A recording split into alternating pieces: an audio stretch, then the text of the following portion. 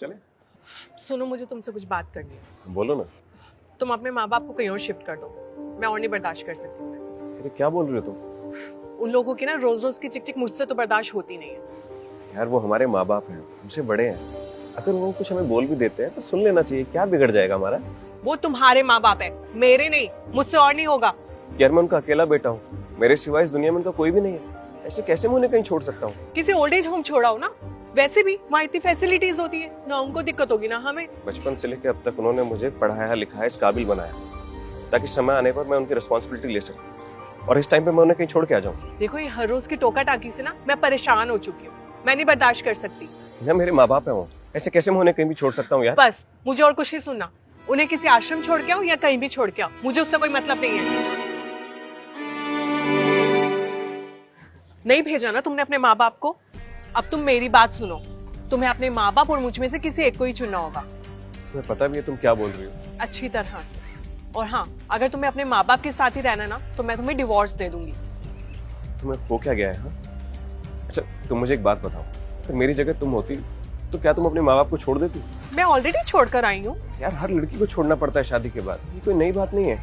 और हाँ, तुम्हारा भाई है उनका ख्याल रखने के लिए। देखो, मुझे ना फालतू का ज्ञान मत दो।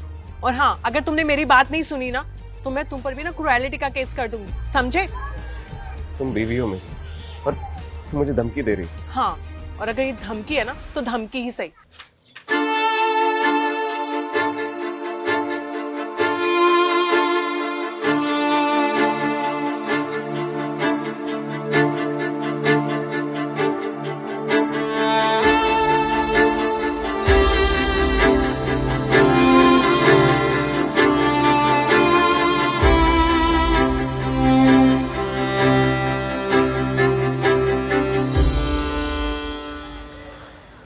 ये लो, ये क्या है? कोर्ट का नोटिस। नोटिस?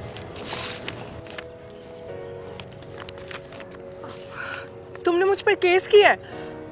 तुम अपनी वाइफ पर केस कैसे कर सकते हो? मैं नहीं करना चाहता था, लेकिन तुमने मजबूर किया ये सब करने के लिए। तुम मेरे माँ बाप को मेरे घर से निकालना चाहती थी। तुमने मुझे झूठी धमकी दी क्रुएल्टी के केस करने के लिए और मेंटली टॉर्चर किया। मनीष, तुम ये क्या बोले जा रहे हो? मैं तो वो सब बस हमारी भलाई के लिए कर रही थी, हमारे फ्यूचर के लिए बोल रही थी। मुझे नहीं चाहिए ऐसा फ्यूचर। क्या करूंगा मैं ऐसे फ्यूचर का जिसमें अपने ही माँ बाप को छोड़ना पड़े?